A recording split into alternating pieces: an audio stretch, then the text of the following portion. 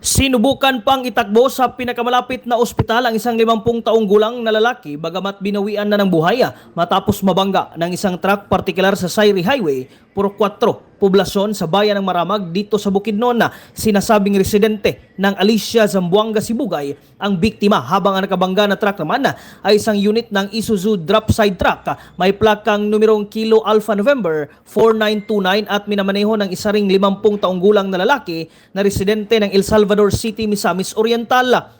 Ayon sa report, sinasabing lasing di umano ang biktima at bigla na lang tumawid sa daan sa kabilis ng pangyayari. Hindi na magawang iwasan pa ng driver ng truck ang biktima na tumatakbo patungong south na direksyon galing sa Valencia City, rason ng pagkabangga nito. Sa lakas ng impact, nagtamo ng matinding injury sa ulo at sa iba't ibang bahagi ng katawan ng biktima na siyang naging dahilan ng kanyang agarang pagkamatay. Nasa kustodiya na ngayon ng PNP sa bayan ng Maramag ang driver ng truck na posibleng mahaharap sa kasong reckless imprudence resulting to homicide. Kasama mo sa RMN DXMB Malaybalay at ng 95.3 IFM News Bukidnon Matik, Radjuman Mark Mikabalo. Tatak RMN Network News.